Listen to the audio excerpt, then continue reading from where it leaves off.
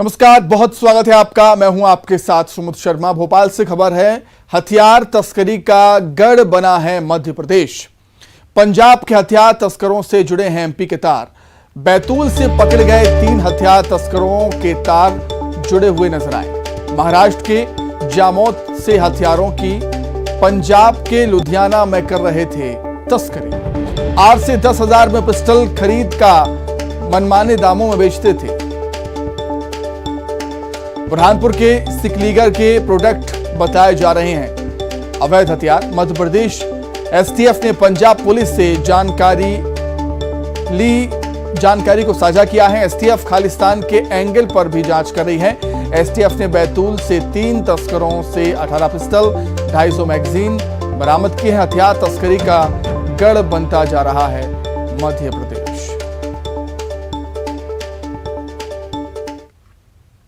लगातार एसटीएफ जितने भी इलीगल आर्म्स और ड्रग्स से रिलेटेड जितनी कार्रवाइयाँ हो रही हैं, इसमें हमने 16 तारीख को रात में एक इन्फॉर्मेशन हमें मिली थी कि बैतूल के आसपास में वहाँ से पंजाब की तरफ एक गाड़ी मूव होने वाली है जो महाराष्ट्र बॉर्डर के पास से आर्म्स लेकर और बड़े जखीरे के साथ में पंजाब मूव कर रही है। तो हमने तत्काल ये रात में अर्धरात्रि के आसपास हमको इन्फॉर्मेशन मिली। हमने तत्काल टीम गठित की और इसमें हमारी टीम में डीएसपी, टीआई और साथ में अन्य अधिकारी कर्मचारियों के साथ में जाकर हमें जो लोकेशन मिली वो बैतूल के पास झल्लार ग्राम है।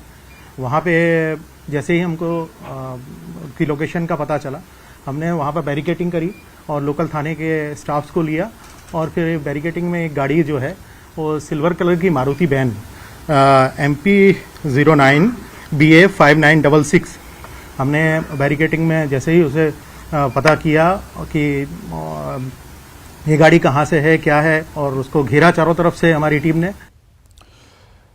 और अधिक जानकारी के लिए किस तरीके से यहां पर कार्रवाई हुई है, आगे क्या कार्रवाई होगी वो हम समझेंगे। सीधे राजधानी भोपाल का रुख कर लेते हैं। मनोज राठौर हमारे साथ इस समय जुड़ रहे हैं लाइव।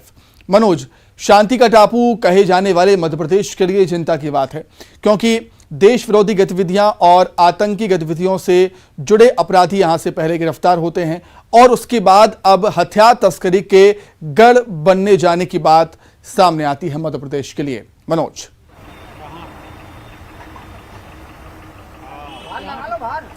जी बिल्कुल, लगातार एसटीएफ इस पर नज़र बनाए हुए थे और जिस तरीके से एक जखीरा जो है पिस्टल का बरामद हुआ, उसके बाद लगातार जो 3 आरोपी थे जो टीकमगढ़ और दूसरे मध्य प्रदेश के जिलों से आते हैं, उनसे जब पूछताछ की गई तो उन्हें कई बड़े और चौंकाने वाले खुलासे किए। महाराष्ट्र से बताया जा रहा है कि बॉर्डर से ये बड़ी संख्या में पिस्टल लेकर आए थे और ये पिस्टल की डिलीवरी इन तस्करों को पंजाब के लुधियाना में करनी थी। यानी सीधे तौर पे मध्य प्रदेश के अवैध हथियारों का जो कनेक्शन है वो पंजाब के लुधियाना से जुड़ रहा है, पंजाब से जुड़ रहा है।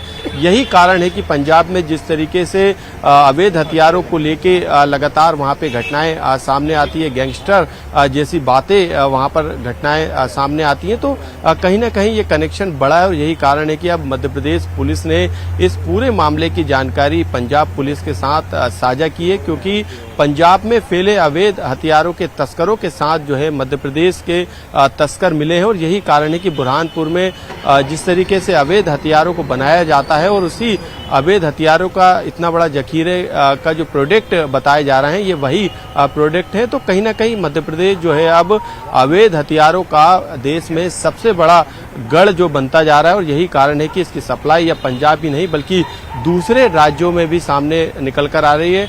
खालिस्तान जैसे संगठन के एंगल पर भी अब जो है एसटीएफ जांच कर रही है। तमाम खुफिया एजेंसियों के साथ जानकारियों के साझा करने का काम किया, लेकिन अभी भी बड़ी चुनौती मध्य प्रदेश पुलिस के सामने है कि इतनी बड़ी संख्या में अवैध हथियारों की तस्करी मध्य प्रदेश के रास्ते दूसरे स्टेट में हो रही, तो ये काफ़ी बड़ी और गंभीर बात है। यही कारण है कि अब इस पूरे मामले की बारीकी से जांच की जा रही है और तमाम एजेंसियों के साथ एक एक जानकारी को साझा किया जा रहा है ताकि इस पूरे अवैध हथियार के नेटवर्क को ध्वस्त किया जाए। वैसे ही मध्य प्रदेश में आतंकी संगठनों के मूवमेंट के बाद इंटेलिजेंस पहले से ज्यादा अलर्ट है, सतर्क है। लगातार केंद्रीय एजेंसियों की भी नजर मध्य प्रदेश में, लेकिन अब अवैध हथियारों के मूवमेंट और सप्लाई और कहीं न कहीं यहाँ से बड़े पैमाने पे हथियारों को लेकर दूसरे राज्यों में देने का ये मामला काफी बड़ा है। यही कारण है कि अब पुलिस मुख्यालय स्तर पर भी इस पूरे मामले की मॉनिटरिंग की जा रही है, ताकि जो कड़ी है उसको जोड़ा जा सके और जहाँ से ये हथियार सप्लाई हो रहा है, कहाँ पर ये हथियार जा रहे थे, ये पूरी एक चेन जो है जोड़कर इस पूरे नेटवर्क को ध्वस्त किया जा सके। ठीक है मनोज, आप हमारे साथ बने रहिएगा, कुछ और खबरों पर भी हम आपसे जानकारी देंगे। आगे बढ़ते हैं, बात करेंगे खरगोन की। खरगोन में तंबाकू के गोदाम में छापा मारा गया है। 3 मंजिला गोडाउन पर रेड मारी गई। करीब 40 लाख की तंबाकू और अन्य चीजें जब्त हुई हैं। अवैध तरीके से यहां पर धंधा चल रहा था। 6 विभागों की टीम ने बड़ी कार्रवाई की है। खराब तंबाकू की पैकिंग की जा रही थी। यहां पर ब्रजेश टोबैको के नाम से चल रहा था ये धंधा।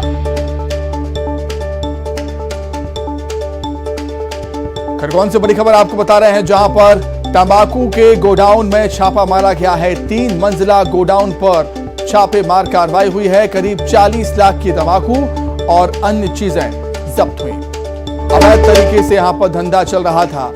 6 विभागों की टीम ने बड़ी कार्रवाई की है और खराब तंबाकू की पैकिंग यहां पर की जा रही थी।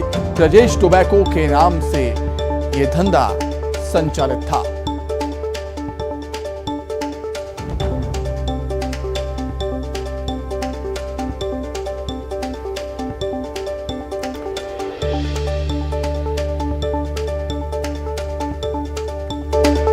खरगोन में तंबाकू के गोडाउन पर छापामार कार्रवाई हुई।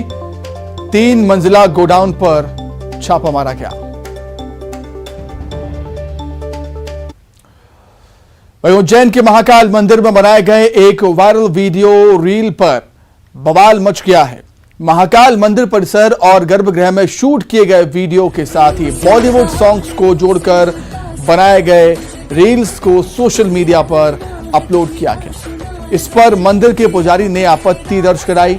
उज्जैन कलेक्टर ने कहा कि मामले की जांच कर कार्रवाई की जाएगी। इस वायरल वीडियो में एक युवती ने महाकाल मंदिर के गर्भगृह में जलाभिषेक करते हुए वीडियो रील्स बनाई थी।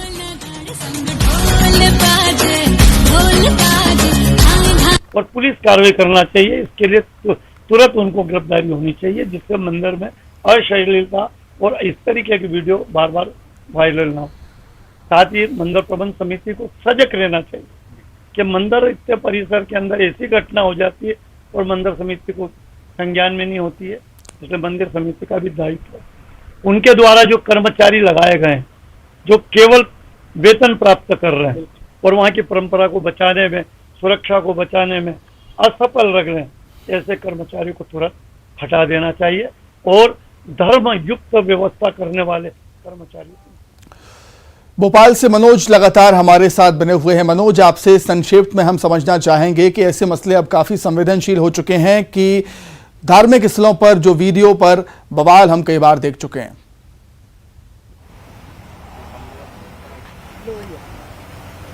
जी बिल्कुल, इस पूरे मामले को लेके सरकार भी गंभीर है। इससे पहले भी इस तरीके के वीडियो धार्मिक स्थल के सामने आए और उन पर कार्रवाई भी मध्य प्रदेश सरकार की तरफ से की गई है। स्थानीय थानों में FIR भी दर्ज कराई गई। लेकिन जिस तरीके से महाकाल लोक का लोकार्पण हाल ही में हुआ, उसके बाद लगातार जो श्रद्धालु उनकी संख्या बढ़ती जा रही है, उस बीच में यदि इस तरीके के आपत्तिजनक वीडियो बनाए जाते हैं तो ये काफी गंभीर है। और यही कारण है कि पुजारियों ने अब इस बात को लेकर मांग की है कि इस पूरे मामले में गिरफ्तारी भी हो, कार्रवाई भी हो, ताकि सबक बने, ये उदाहरण बने कि आखिर आगे चल के इस तरीके के मामले सामने नहीं आए। साथ ही जो मंदिर समिति है उसको लेकर भी 2 टूक में पुजारियों ने कहा है कि किस तरीके से समिति को निगरानी रखनी चाहिए और निगरानी वहां पर नहीं की जाती। बिल्कुल कार्रवाई होनी चाहिए मनोज, ताकि आगे ऐसी वीडियोस दोबारा देखने को ना मिले। बहुत शुक्रिया आपका तमाम जानकारी के लिए। बात इंदौर की। इंदौर में वैशाली ठक्कर सुसाइड केस में नया खुलासा हुआ है। सुसाइड नोट में वैशाली ने पड़ोसी राहुल और उसकी पत्नी दिशा पर प्रताड़ित करने की बात लिखी। पुलिस ने दोनों के खिलाफ केस दर्ज कर दिया। दिल जिगर ग्लैमर की दुनिया में वो चमकता सितारा थी, लेकिन किसी ने उसके बुझने की ऐसी उम्मीद नहीं की थी। वैशाली ठक्कर के सुसाइड ने सबको हैरत में डाल दिया। वहीं वैशाली के सुसाइड नोट से बेहद चौंकाने वाले खुलासे हुए हैं। सुसाइड नोट में एक्ट्रेस ने लिखा है, मैं छोड़कर जा रही हूँ। I love you mummy papa, मुझे माफ करना, मैं अच्छी बेटी नहीं बन सकी। प्लीज राहुल और उसकी फैमिली को सजा दिलवाना। कहा यह जा रहा है कि पेशे से बिजनेसमैन राहुल नलवानी और वैशाली के बीच रिश्ते थे। राहुल वैशाली को शादी भी नहीं करने दे रहा था। परिवार वालों के बयान से ये बातें सामने आई हैं। शादी तोड़वाने के लिए राहुल ने डेंटिस्ट मंगेतर को एक्ट्रेस की तस्वीरें और वीडियो भेजे थे। शादी टूटने के बाद कहा जा रहा है कि वैशाली भी टूट गई और आत्मघाती कदम उठा लिया। हाई प्रोफाइल केस को लेकर नरोत्तम मिश्रा ने भी बयान दिया। जो प्रथम दृष्टया जांच में आया है, उस प्रथम दृष्टया जांच के हिसाब से उसमें प्रकरण 306 का पंजीबद्ध कर लिया है। राहुल और डिसा करके हैं, इनके 2 लोगों के ऊपर प्रकरण पंजीबद्ध किया है। पड़ोस के ही रहने वाले हैं, परिचित हैं उनके, उन पर ये केस लगाया है। उनके मोबाइल और लैपटॉप अभी ओपन नहीं हुए हैं, उनको ओपन किया जा रहा है। इसके बाद जांच का दायरा बढ़ाया जाएगा। उधर पुलिस ने राहुल नवलानी और उसकी पत्नी दिशा को हिरासत में ले रखा है। दोनों पर आत्महत्या के लिए उकसाने का केस दर्ज है। वैशाली ने जो कदम उठाया उसे कतई जायज नहीं ठहराया जा सकता, लेकिन दोषी को सजा जरूर मिलनी चाहिए। किस तरह से पुलिस जांच कर रही है वो हम समझ लेते हैं। इंदौर का रुख करेंगे। विकास सिंह चौहान जुड़ गए हैं लाइव। विकास, डायरी ने कई बड़े खुलासे किए हैं और जो आरोप लगे हैं राहुल पर, यदि वो सही साबित होते हैं तो राहुल की मुश्किलें निश्चित तौर पर बढ़ने वाली हैं।